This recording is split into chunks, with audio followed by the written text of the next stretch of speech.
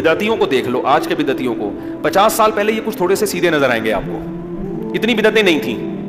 اس سے پہلے اور تھوڑے سے صحیح, تھوڑی بدعتیں آئیں, پھر تھوڑی اور آئیں, پھر تھوڑی اور آئیں, پھر تھوڑی اور آئیں, اب اتنی ہو گئی ہیں کہ یہ خود بھی پریشان ہو رہے ہیں, یار یہ ہو کیا رہا ہے مارکیٹ میں. 12 ربیع الاول کو بیت اللہ کے طواف ہو رہے ہیں, مصنوعی بیت اللہ بنائے جا رہے ہیں, ناچ گانے ہو رہے ہیں, ڈانس ہو رہا ہے, یہ خود بھی پریشان. عید کی نمازیں تک ہونا شروع ہو گئیں ربیع الاول, خود بھی پریشان ہو گئے ان کے بڑے کہ یار یہ ہو کیا رہا ہے, کہاں تک. کیونکہ بدعت کے پاؤں نہیں ہوتے, جب ایک دفعہ آپ نے بدعت کا راستہ کھول دیا اب قوم آٹومیٹک ہو جاتی ہے, اب وہ ہر چیز کو حلال کر دے گی بدعت کے نام پہ. پھر کھانے پینے کے سلسلے شروع ہوئے, 11ویں کا کھانا تو 12ویں کا کھانا, پھر فلانے کا کھانا تو ڈمکانے کا کھانا, پھر محرم کا حلیم. اور بھائی ہم کہتے ہیں سیدھا سیدھا قرآن و حدیث کو فالو کرو. قرآن و حدیث میں صرف ولیمے کا کھانا ملتا ہے اور بقرعید کا کھانا ہے, اور عید کے دن کچھ میٹھا کھا لیا کرو. اس کے علاوہ روزے ملتے ہیں, کھانا پینا بولتے کیوں نہیں ملتا. تو ہم اسی ٹریک پر ہیں الحمدللہ. تو آپ دیکھو نا, کبھی ہمیں ربیع الاول میں کوئی کھاتا ہوا نظر, ہم جیسے جتنا سفر میں کھاتے ہیں اتنا ہی ہم ربیع الاول میں بھی اتنا ہی کھاتے ہیں, جتنا ہم ربیع الاول میں کھاتے ہیں اتنا ہی ہم محرم میں بھی کھا رہے ہوتے ہیں. تو ہمارا تو حساب بہت سیدھا سادہ ہے, جو اللہ اس کے رسول نے کہہ دیا بس. صحابہ کو دیکھ لیتے ہیں, انہوں نے ربیع الاول میں کیا کیا, انہوں نے محرم میں کیا کیا, انہوں نے اگر کچھ کیا تو ہم کریں گے, نہیں کیا تو ہم بھی نہیں کریں گے. لیکن جب آپ اس ٹریک سے ہٹ گئے تو پھر میرے بھائی آپ بے لگام بڑھتے چلے جاؤ.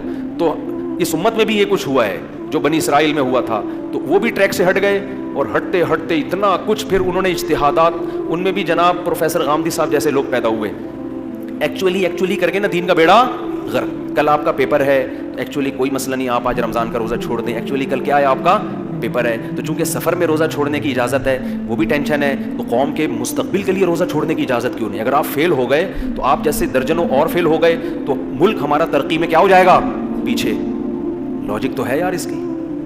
تو ایسے نا لاجک کے لیے نس بھی تو ہونی چاہیے, دلیل بھی تو ہونی چاہیے. ہوتے ہوتے ہوتے ہوتے بالکل دین کا بیڑا. بولو, کورونا کے دنوں میں فتویٰ آیا تھا مارکیٹ میں کہ آپ انٹرنیٹ پر بھی اقتدا کر سکتے ہیں.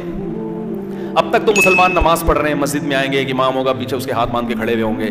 ٹیکنیکل اتنا کر دیا اسلام کو کہ امام صاحب الفلاحیہ میں نماز پڑھا رہے ہیں, آپ انٹرنیٹ پہ گھر میں کیا کر رہے ہیں. حالانکہ تمام فقہا کا اجماع ہے کہ اتحاد مکان ضروری ہے, جگہ ایک ہونی چاہیے امام اور مقتدی کی. صدیوں سے اجماع خود ایک دلیل ہے, قرآن سے ثابت ہے. لیکن وہی ہوا, کسی نے بڑا زبردست اعتراض کیا کہ جناب پروفیسر غامدی صاحب آپ نے فتویٰ تو دے دیا, وہ لیکن یہ اسی ٹائپ کا حساب ہو گیا جو مرزا غلام احمد قادیانی نے ایک بات کی تھی, وہ میں بھی بتاتا ہوں آپ کو. یہ فتویٰ تو آپ نے دے دیا, لیکن آپ کو پتہ نہیں ہے اس پہ کتنی انگلیاں اٹھیں گی. اس لیے کہ اگر اسلام آباد کے امام کو کوئی کراچی میں بیٹھ کے فالو کر رہا ہے تو کراچی بیت اللہ کے قریب ہے اور اسلام آباد دور. یہ کون سی نماز ہے کہ امام 1500 کلومیٹر مقتدی سے پیچھے کھڑا ہوا ہے. یہ جو میں ابھی واقعہ سنا رہا ہوں, ان کو غامدی صاحب پہ آپ فٹ نہ کریں. مجھے غامدی صاحب کی ایک چیز پازیٹیو لگتی ہے, باتیں بے شک جتنی مرضی غلط کریں مگر اسٹائل تہذیب یافتہ ہے. کیونکہ ہمارے بعض اسکالرز ایسے ہیں, باتیں بھی غلط اور بیان کرنے کا انداز بھی انتہائی بدتمیزی والا, جو کسی اسلامی اسکالر پہ سوٹ نہیں کرتا, اور لوگ ان کو واہ واہ کر رہے ہوتے ہیں. اب جس کو بولنا نہیں آتا, بدتمیزی والا لب و لہجہ. غامدی صاحب کی یہ کوالٹی ہے, اتنی غلط بات کر رہے ہوتے ہیں کہ سامنے والا نا وہ سلگ جاتا ہے. بعض دفعہ ہوتا ہے یار ایسی اتنی الٹی بات کرتے ہیں, آدمی کانپ رہا ہوتا ہے مگر وہ مسکرا رہے ہوتے ہیں, ان کو غصہ نہیں آتا, ان کو غصہ نہیں. یہ بہرحال ایک کوالٹی ہے یہ, اور یہ میں کہتا ہوں سب میں ہونی چاہیے. ڈیبیٹ کے وقت آپ پہ غصہ نہیں آنا چاہیے, دلائل کے انبار لگا دو لیکن غصہ نہ. یہ چیز غامدی صاحب سے یقیناً سیکھنے کی ہے. تو وہ ایک مرزا غلام احمد قادیانی, تھوڑا سا فریش بھی ہو جائیں گے نا آپ لوگ. مولانا عطا اللہ شاہ بخاری رحمۃ اللہ علیہ تھے غالباً, ان کا مناظرہ ہو رہا تھا کسی قادیانی کے ساتھ. یہ قادیانی جو ہے نا, مرزا غلام احمد قادیانی کو عیسیٰ علیہ السلام بھی مانتے ہیں کہ یہ وہی مسیح موعود ہیں. تو انہوں نے کہا کہ دیکھو حضرت عیسیٰ علیہ السلام کا تو معجزہ تھا کہ وہ ماں کی گود میں بولے تھے. تو اس نے کہا ہمارے جو حضرت تھے نا وہ ماں کے پیٹ میں بولے تھے. میں نے بتایا نا جھوٹ کی ٹانگیں نہیں ہوتی, سچے میں جھوٹے میں بڑا فرق ہوتا ہے. جب آپ پھینکتے ہو نا تو پھر بعد میں سوچتے ہو کہ اس کے مطلب کیا ہے. تو انہوں نے فوراً پکڑ لیا. انہوں نے کہا اگر وہ ماں کے پیٹ میں بولتے تھے تو دیکھو راستے تو دو ہی ہیں جہاں سے آواز آتی ہوگی, یا تو ادھر سے آتی ہوگی یا کسی اور جگہ سے آتی ہوگی. دو ہی چیزیں ہیں جہاں سے آواز آ سکتی ہے. تو اگر ادھر سے آتی تھی تو پتہ کیسے چلتا تھا کہ بچہ بول رہا ہے کہ ماں بول رہی ہے. تو ایک ہی جگہ رہ گئی جہاں سے آواز آتی تھی جس سے پتہ چلتا تھا کہ یہ بچہ بول رہا ہے. تو یہ کیسے پیغمبر ہیں جو وہاں سے بول رہے ہیں, سمجھ رہے. یہ کون سا پیغمبر ہے بھائی؟ جب بولتا ہے تو آواز کہاں سے آتی ہے؟ وہاں سے آتی ہے جہاں سے وضو ٹوٹ جاتا ہے آواز آنے سے. تو وہ شرمندہ ہو گیا, وہ نا شرمندہ ہو گیا کہ یار میں کیا کہہ دیا میں نے. تو باطل کی باتیں ایسا ہی ہوتی ہیں. تو ہمارے ہاں بھی جو بدعتی لوگ ہیں انہوں نے نبی صلی اللہ علیہ وسلم کو حاضر ناظر, مشکل کشا, حاجت روا, مختار کل سب چیزیں بنا دیا. جب ان سے سوالات پوچھے جاتے ہیں کہ بھائی پھر اللہ کو کب پکاریں, نبی کو کب پکاریں, کون سی دعا اللہ سے مانگیں, جب اللہ نے سارے اختیارات نبی کو دے دیے ہیں تو پھر نبی سے ہی مانگ لیں. یہاں آ کے یہ کیا ہو جاتے ہیں؟ کنفیوز. پھر کہتے ہیں بھائی مرضی ہے, جب اللہ نے نبی کو دے دیے اختیارات آپ کے مطابق تو پھر نبی سے ہی مانگ لینا. تو کہہ رہے ہیں مانگ لو. ہم کہتے ہیں پھر ساری زندگی اگر کوئی, پھر اللہ سے مانگنے کی ضرورت کیا ہے؟ اللہ نے دیے اسی لیے تو ہے کہ ان سے مانگو. دیکھو میں اپنا اسسٹنٹ کسی کو بناتا ہوں, کہتا ہوں بھائی کسی نے کوئی فتویٰ لینا ہے تو میرے شاگرد سے لے لے. تو میں نے اسی لیے تو کہا ہے کہ میرا ٹائم بچاؤ, اب اس سے فتویٰ لو. قرآن تو 2 اور 2 4 کی طرح کہتا ہے میں نے کسی کو بھی کسی بھی قسم کے اختیارات نہیں دیے. سارے اختیارات کس کے پاس ہیں؟ میرے پاس. لہذا نہ پیغمبر سے مانگو, نہ فرشتوں سے مانگو, نہ بزرگوں سے مانگو, نہ قبروں سے مانگو. دینے والا کون ہے؟ میں. یہ عقیدہ 2 اور 2 4 کی طرح واضح ہے, اس میں کسی قسم کی کوئی کنفیوژن نہیں. اس سے ہٹیں گے تو ایک جنگل ہے. پھر وہ کہتے ہیں جب پولیس سے مدد مانگنا جائز ہے تو پیغمبر سے مانگنا جائز کیوں نہیں؟ بھائی پولیس سے مدد اور طرح کی مانگی جاتی ہے, وہ اسباب کی دنیا میں مدد ہے. وہ ہم اسباب سے ہٹ کے مدد کی بات کر رہے ہیں. اسباب والی مدد تو میں آپ سے بھی پانی لے کر آؤ, یہ کرو وہ کرو, یہ تو اسباب سے ہٹ کے ایسی مدد جس کی لاجک نہیں ہے. اللہ کچھ کرنے میں کسی لاجک کا محتاج نہیں ہے. وہ سب کچھ زکریا علیہ السلام کو بڑھاپے میں اولاد دے سکتا ہے. اب زکریا علیہ السلام, کوئی آدمی بوڑھا ہو, بیوی بانجھ ہو, اور وہ کسی سے جا کے اولاد مانگے, وہ کافر ہو جائے گا. وہ کہہ رہا ہے کسی بزرگ سے مجھے اولاد دے دیں, اس کا مطلب بھائی تو کیا یہ اسباب سے ہٹ کے یہ تھوڑی کچھ کر سکتے ہیں؟ بوڑھوں کو تھوڑی اولاد ہوتی ہے جبکہ بیوی بانجھ ہو. خیر, تو کہاں سے کہاں بات چلی گئی.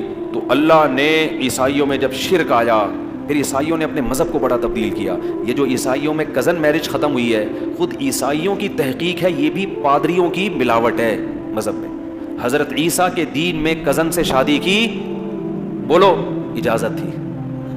ایک انگریز عورت نے اس پہ لکھی ہے تحقیق کہ فیملی سسٹم کو ختم کرنے کے لیے نا, خاندانی نظام کو ختم کرنے کے لیے پادریوں نے یہ کرنا شروع کیا کہ دور لوگوں میں شادی کرو, قریبی رشتوں میں شادی مت کرو. کیونکہ جب آپ اپنے قریبی خاندانوں میں شادی کرتے ہیں تو آپ کی جو روایات ہیں وہ اور مضبوط ہو جاتی ہیں.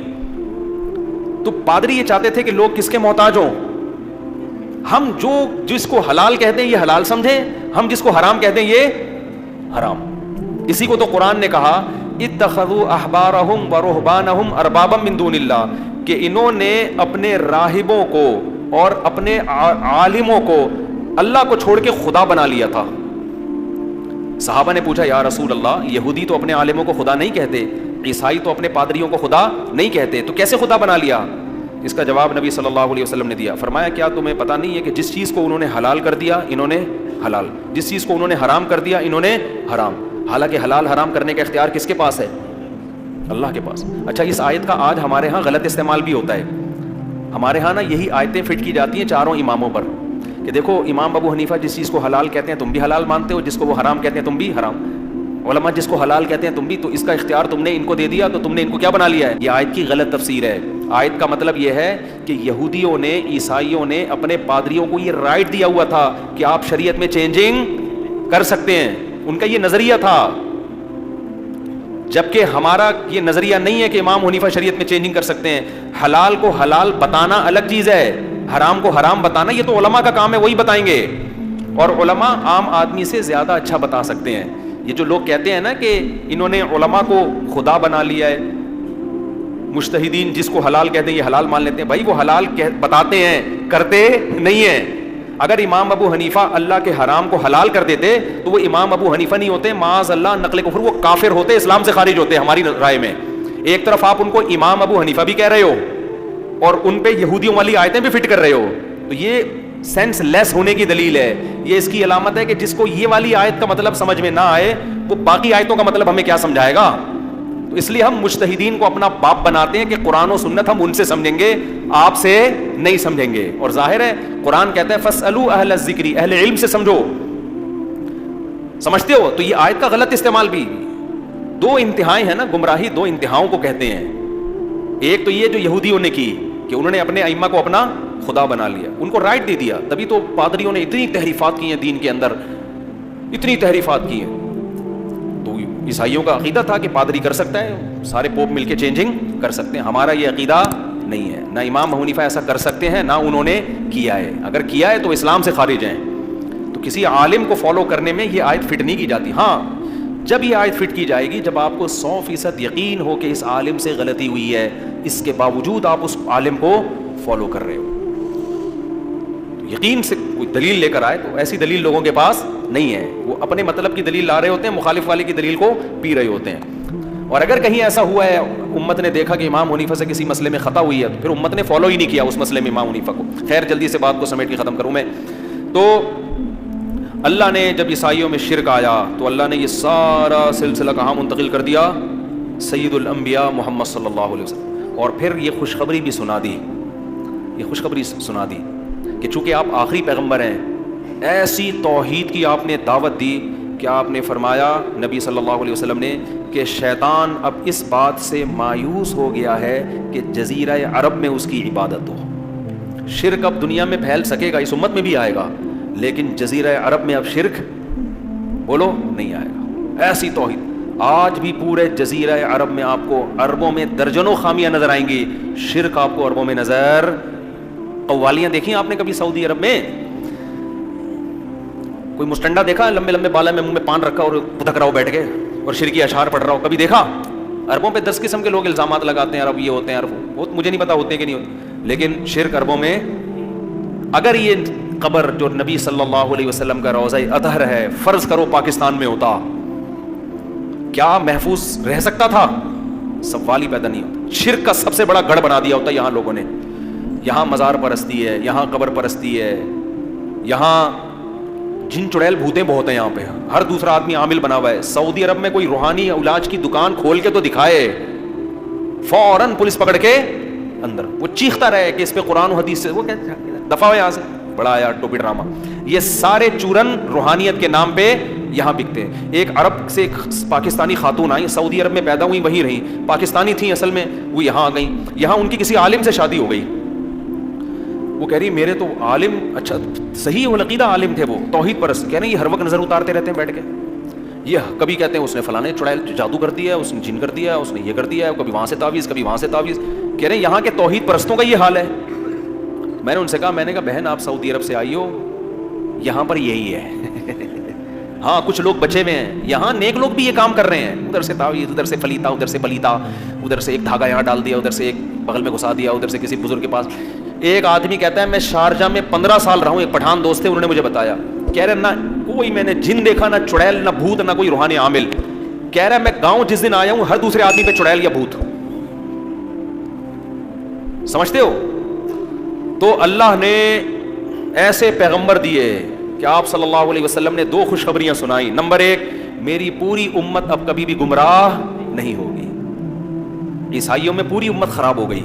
نبی نے فرمایا میری امت کی ایک بڑی جماعت, لا تزال طائفۃ من امتی ظاہرین علی الحق, بہت بڑی ایک جماعت ہوگی جو حق پر غالب رہے گی. تھوڑے سے لوگ نہیں, ہول سیل کے حساب سے بزرگان دین ہر دور میں نیک لوگ موجود رہیں گے. بزرگ مارکیٹ سے شارٹ نہیں ہوں گے.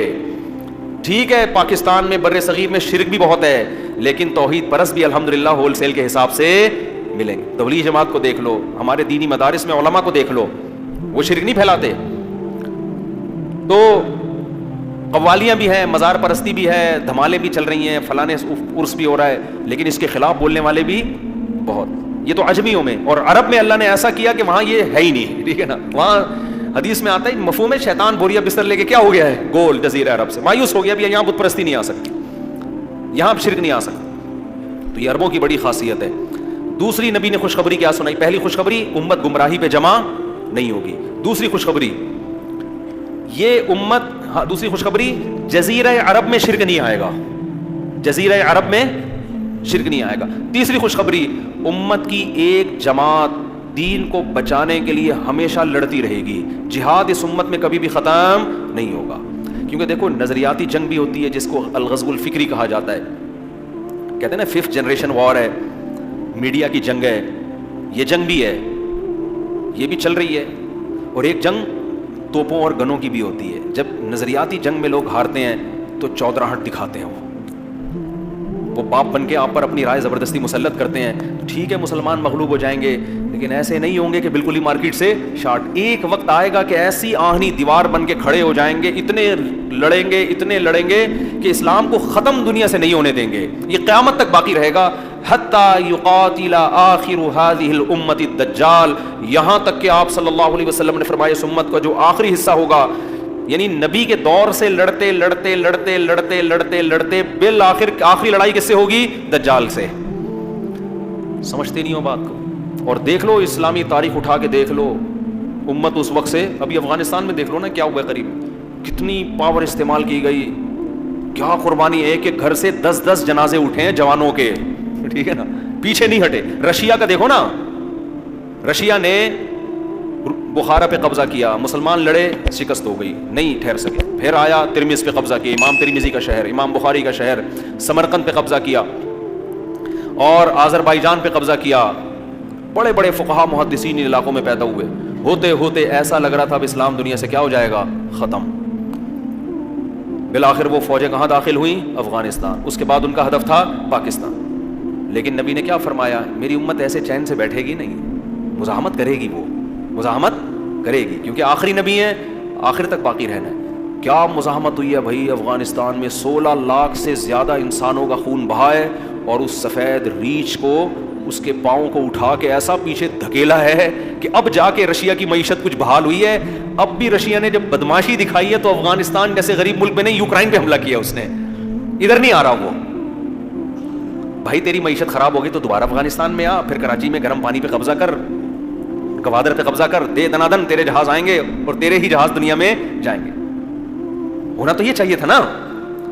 اس نے کہا نہیں بھائی یہ میں افورڈ, ایکسکیوز می سر کائنڈلی, یہ میں افورڈ نہیں کر, کیونکہ درمیان میں ایک چیز آ رہی ہے, ٹھیک ہے, ایک انتہائی غریب ملک آ رہا ہے بیچ میں, جس کے پاس نہ کھانے کو روٹی, نہ پہننے کو کپڑا, نہ کوئی مضبوط آرمی, نہ کوئی ٹریننگ یافتہ فوج, نہ اس کے پاس ہوائی جہاز ہیں, نہ اس کے پاس ٹینک ہیں, پریشر کوکر سے تو بم بناتے ہیں بیچارے وہ.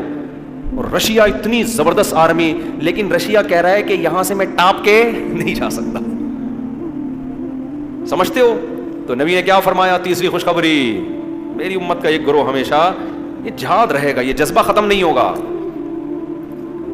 کیوں؟ آخری نبی ہیں. تو اب کوئی نیا نبی, عیسیٰ علیہ السلام آخری تھوڑی تھے. پوری عیسائیت جب شرک پھیل گیا, اللہ نے کہا تم سے امامت چھین کے کس کو دے رہا ہوں. تو نظریاتی طور پر بھی یہ امت, پوری امت گمراہ نہیں ہوگی. کچھ شرک پھیلے گا تو توحید پرست بھی ہوں گے, برائی آئے گی تو اچھائی بھی آئے گی. اور جزیرہ عرب میں تو شرک ہوگا ہی نہیں. بعض لوگ کہتے ہیں وہاں مندر کھولنے کے, تو ہندوؤں کو اجازت دی ہے نا, مسلمان تھوڑی مندروں میں جائیں. بعض لوگ کہتے ہیں نا دبئی میں مندر کھل رہا ہے, تو ابے عرب تھوڑی مندروں میں جا رہے ہیں, عربوں میں شرک نہیں ہے. اور تیسری, اس امت میں جہاد ہمیشہ